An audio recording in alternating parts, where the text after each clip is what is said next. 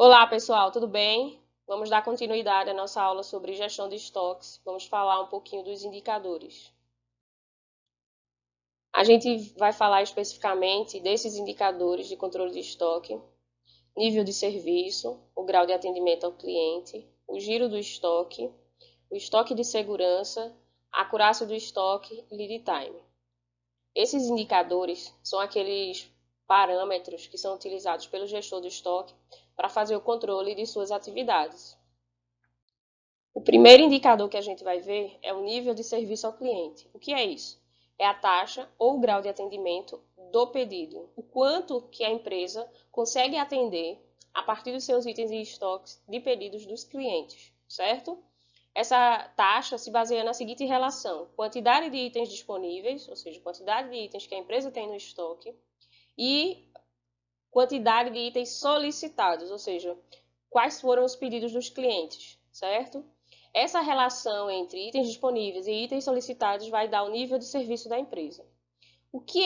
De que depende esse nível de serviço? Depende da disponibilidade de recursos que a empresa tem para investimento em estoque. Então, se a empresa tem poucos recursos para investimento em estoque, o nível de serviço dela vai ser um pouco mais baixo do que aquelas empresas que têm maiores possibilidades de recursos para investimento em estoque e atender o cliente com prontidão.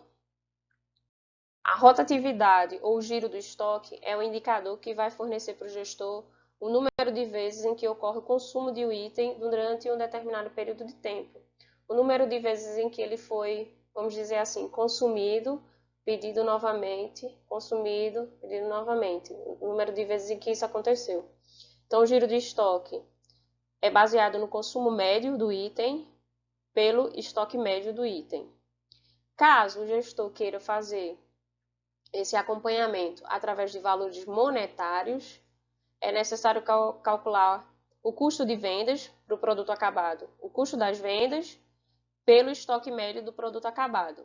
Caso esse controle precise ser feito com base na matéria-prima, é necessário saber o custo dos materiais utilizados pelo estoque médio das matérias-primas.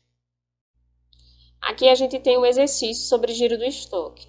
O consumo de um item no período foi de 800 unidades e o estoque médio foi de 100 unidades. Qual o giro do estoque?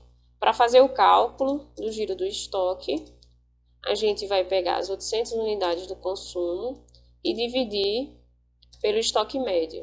E a gente vai ter como resultado que esse estoque girou 8 vezes no período.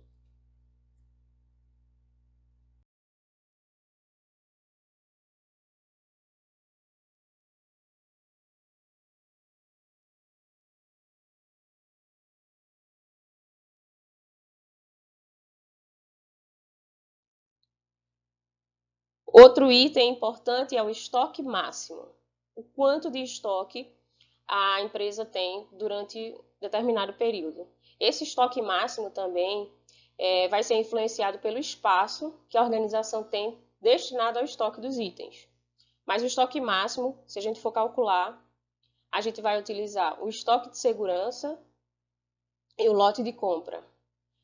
O estoque de segurança é o estoque mínimo que a empresa define, que é necessário ter para atender a sua demanda, e o lote de compra é a quantidade que a empresa pede de determinado item para o fornecedor. O estoque médio refere-se ao consumo mensal médio de determinado item. É a quantidade referente à média aritmética das retiradas mensais do estoque, de preferência do consumo dos últimos 6 meses.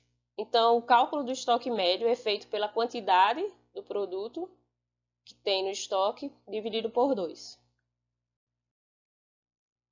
O estoque de segurança é o estoque mínimo, também chamado de estoque de cobertura, estoque morto ou estoque reserva. Refere-se à quantidade mínima de itens que deve existir no estoque, com a função de cobrir as possíveis variações do sistema, que podem causar risco de ruptura do estoque. Lembra quando a gente falou na primeira aula sobre possíveis problemas que podem haver, tempo de fornecimento, a qualidade do que foi fornecido, se de repente não é a mesma qualidade do que foi solicitado volta para o fornecedor. Então, esses imprevistos que acontecem internamente ou externamente à empresa, eles podem ser atenuados com a presença do estoque de segurança. O cálculo do estoque de segurança é feito a partir do consumo médio e de um coeficiente de fator de segurança que é definido pela empresa. Em geral, são utilizados esses fatores aqui, 0,3, 0,5 e 0,7. O estoque de segurança também pode ser calculado da seguinte forma: a raiz do consumo médio vezes o tempo de reposição em estoque. Além disso, pode ser calculado também levando em consideração o consumo máximo e o consumo médio e o tempo de reposição de estoque. Agora a gente vai fazer uns exercícios para fixar bem o conteúdo do estoque de segurança. Nesse exercício, a gente vai trabalhar o estoque de segurança. Definir o estoque de segurança de determinado material que tem a demanda média mensal de 60 unidades, o fator de segurança estabelecido pela empresa é de 35%. Então, qual será o estoque de segurança? A gente pode definir o estoque de segurança multiplicando as 60 unidades pelo fator de segurança, que vai dar um total de 21 unidades. Caso essa mesma empresa do exercício anterior deseje ter um grau de atendimento de 90%, ou seja, ter a garantia de que somente 10% das vezes o estoque deste item esteja em zero, sabendo que a demanda mensal é 60 unidades, qual será o estoque de segurança? Então, o estoque de segurança vai ser definido multiplicando 60 por 0,9, que vai dar um resultado de 54 unidades. Nesse exercício, a gente vai determinar qual deve ser o estoque de segurança da peça X se o consumo médio é de 60 unidades e o tempo de reposição é de 90 dias. Então, a gente vai utilizar essa fórmula de segurança com a raiz quadrada. E aí a gente vai fazer o consumo, que é de 60 unidades, vezes o tempo de reposição, que é 90. Essa raiz quadrada vai dar um resultado de 73,48 unidades. Então, a gente deve considerar que o estoque de segurança é composto por 74 unidades. Com relação ao exercício anterior, é interessante colocar aqui uma observação no uso dessa fórmula.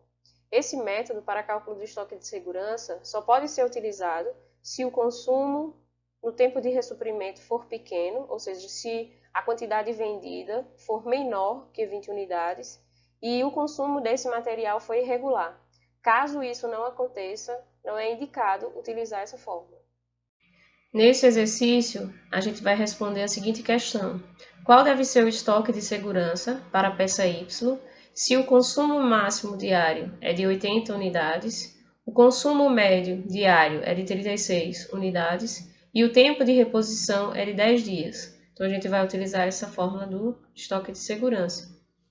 Então, o estoque de segurança vai ser igual ao consumo máximo, que é de 80 unidades, menos o consumo médio, que é de 36 unidades, vezes o tempo de reposição, que é de 10 dias. Esse resultado vai dar um estoque de segurança de 440 unidades. A acurácia do estoque é a relação entre a quantidade física existente e o que foi registrado. Essa acurácia do estoque, em geral, ela é feita a partir do inventário. Quando se faz uma comparação, um balanço, que as empresas chamam de balanço no final do ano, para saber se aquilo que está registrado no sistema, ele bate com a quantidade que tem lá em estoque. Porque o que acontece muito é que os registros nas empresas de entrada e saída de produtos, às vezes acontece um erro, o funcionário esquece e aí não tem essa acurácia. Então, o ideal é que todos os produtos que entrem em estoque sejam registrados e todas as saídas sejam registradas para que essa acurácia seja o mais próximo da realidade e não haja erros quanto à quantidade que está registrada no sistema e a quantidade de produtos que realmente existe no estoque. Essa acurácia do estoque é feita pela quantidade física pela quantidade registrada multiplicado por 100.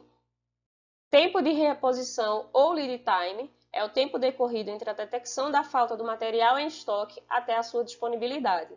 A organização ela vai definir o nível de estoque que é necessário ter para que se façam novos pedidos. E o tempo entre fazer um pedido, entregar o pedido para o fornecedor e o fornecedor entregar o material para a organização é o tempo de reposição. Esse tempo de reposição ele é fundamental para se determinar um ponto de pedido. O ponto de pedido é aquela quantidade de itens em estoque que permite que o sistema de abastecimento não seja descontinuado.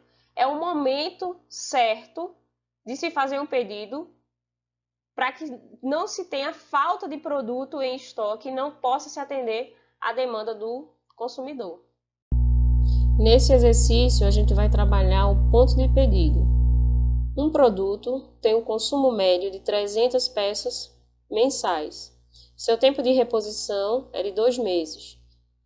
Qual o seu ponto de pedido se seu estoque de segurança é de 45 peças? Então, a gente tem aqui a fórmula de ponto de pedido e é só colocar os valores.